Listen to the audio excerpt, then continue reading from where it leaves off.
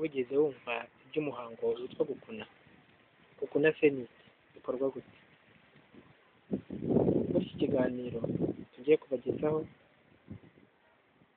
twafatanyije n'umwanditsi witwa Epifania Tunga dukunze kwita Ratute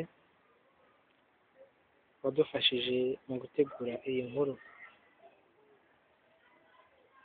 Gukuna ni umuhango wa gikobwa ugamije kumutegura kuba umugore ubereye umugabo.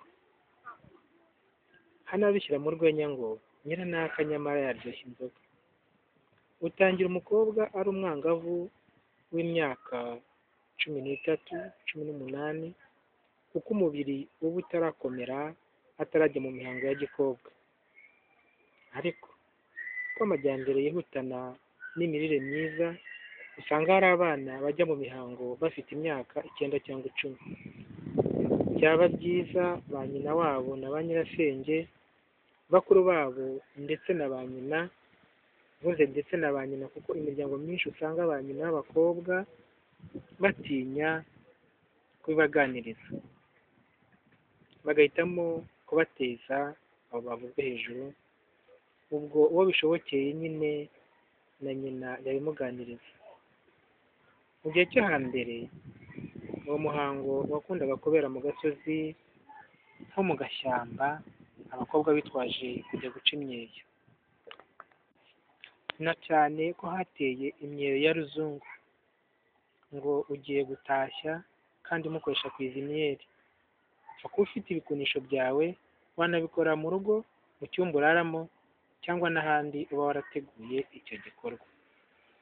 Ni umuhango ugomba kubahwa ukanubahirizwa. Si byiza ko buri wese amenya icyo uhugiyeho. Icyangombwa ni uko uba witegurira ibyishimo n'umunezero birambye. Ibikunisho. Mu bikunisho byo gukuna twavuga nk'intobo z'ibitoborwa, amavuta y'inka niyo yaba adakuze, akatsi bita gutwi kumwe, agati bita umukonora, utubabi twako tw'agati bita umukonora. Uko bikoreshwa: ufata intobo z'ibitoborwa ukazotsa, uzivundika mu gicaniro, zamara gushya ugakuramo ubuhwa bwazo, ukavanga n'amavuta y'inka mu kantu gafite isuku. Niyo wakwifashisha icupa ryashizemo amavuta y'igikotoro. Ushobora no gukoresha kimwe muri biriya byatsi bivanze n'amavuta y'inka. Mu gihe ibyo byatsi cyangwa ibimera bitabashije kuboneka, ukoresha amavuta y'inka akuze, ukayakoresha mu gitondo kare na nimugoroba abandi bashyizweyo, kuvuga basinziriye ntawe uzi ibyo urimo. Ni ngombwa gukorera icyo gice isuku kugira ngo hatagira indi mpumuro yumvikana mu gihe hari uwo unyuzeho. None se bakuna bate? Dore uko bakuna. Wicaza ikibuno hasi, ugashinga ibirenge ku buryo amavi ashobora kugera ku ntugu zombi, ukanyuza amaboko munsi y'ibibero ufite rwa ruvange rw'ibyo ukunisha cyangwa se amavuta y'inka akuze. Ukuboko kumwe gukura umushino biteganye, kaba kakiri gato kakagenda gakura uko uhataho ukuna. Ukururira rimwe ujyana hasi.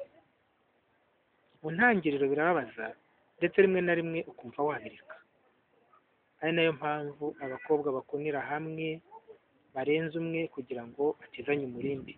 Iyo umaze kugira umushino ufatika, ugera ugakuna utazura umushino mu bugari bwawo kugira ngo wihe forume yo kuba mugari kugeza kwije imyugariro. Mu gihe bakuna ari benshi, buri wese aba afite ibikunisho bye. Cyaraziraga guha undi ku bikunisho byawe wizaniye ngo aba agutwaye imishino, ndetse akagutanga no kugwiza bikazakuzinga.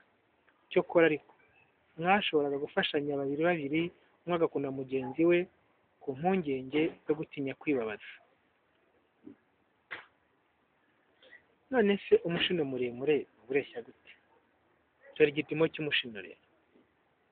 iyo ukurura ucunganwa no kutarenza urugingo rwa kabiri rwa musumba zose, kuvuga santimetero 6 kugeza kuri 7. Hari n'abanezezwa no gukuna akarurenza, ariko byitwa gukuna ibiziriko, cyangwa se iyo ukunnye gutyo ugira imishino yitwa imijabamabyi. Ndetse ngo uwakunnye ibiziriko agira umushyukwe cyane, ndetse akifuza vuba igitsina mu gihe ari mu minsi y'uburumbuke. Gusa hakabaho kwifata kugira ngo atiyangiriza ubukobwa bwe. Wagwije rero ntaba agihangayikishijwe n'ibikoresho. Amavuta y'inka gusa arahagije, cyane cyane avuye mu mihango, kuko umubiri uba wegeranye. Akora ibyo bita kunanura. Umukobwa cyangwa umugore wakunnye bimutera ishema n'isheja, agahora iteka yiteguye kunezeza umugabo mu gihe cy'imibonano mpuzabitsina.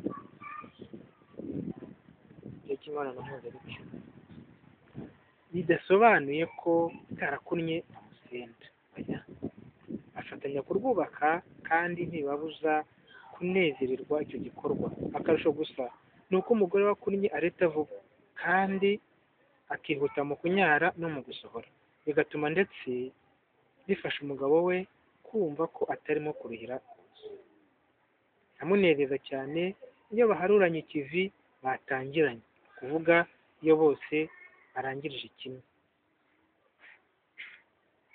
None se ko ntakunnye, ingaruka zo kudakuna zaba ari izihe? Zirahari. Aho umukobwa amenye ko hari igikorwa cyamwishe cyangwa atamenye, bimutera ipfunwe ndetse bikamubabaza cyane, akumva hari wenda ntacyo bimaze gushaka niba atarakunnye, kuko abandi akenshi bamuca intege bamubwira ko bazamusenda, ngo bazamukubita intosho ishyushye mu maguru, ngo nyirabukwe azarahiramo ivu.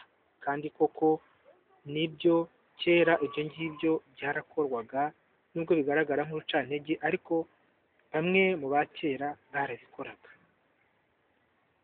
Niyo mpamvu rero bajya bavuga bati nyirakanaka yibutse gukuna mu ishaka. Nuko aba agerageje gukuna igihe cyaramurangiranye. Inkurikizi zo kuba utarakunnye. Umukobwa utarakunnye iyo ashatse umugabo wabimenyeho akanabiganirizwa, agasanga umugore we atarakunnye, urukundo, ubwuzu n'urugwiro yaramufitiye bitangira kugabanuka. Rimwe na rimwe akajya anamucyurira ngo we ntabwo yakunnye. Icyo gihe bisaba kwihangana no kubiganiraho kugira ngo yumve ko urugo rutubakwa n'imishino gusa, uretse ko ngo nanone urwayirozwe umwana warwo avukana 5.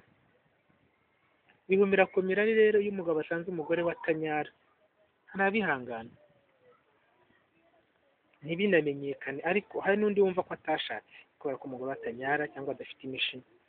Twibuke ibituma ingo nyinshi zishobora gusenyuka muri iki gihe n'ibi birimo. Nyamara none ibyo si intandaro yo gutana, kuko muba mwarasezeranye kubana akaramata. Uko wakwifata mu gihe uwo washimye usanze atanyara? Uramutse usanze umugore washatse atanyara, ugomba kumwihanganisha uwo mugabo, ukamukorera ibindi bituma anezerwa kandi mukishimana mu gitsina, kuko kuba atarakunnye ntabwo byatuma mutabana. Jya umwubahira uko ari, umwubahira umubiri we, kandi nawe yizihire, kugira ngo akunde yizihire urugo muri rusange, kandi anakwizihire by'umwihariko, kuko azakubera nyina w'abana mutarutwa, wizihiye urugo mufatanyije gucunga.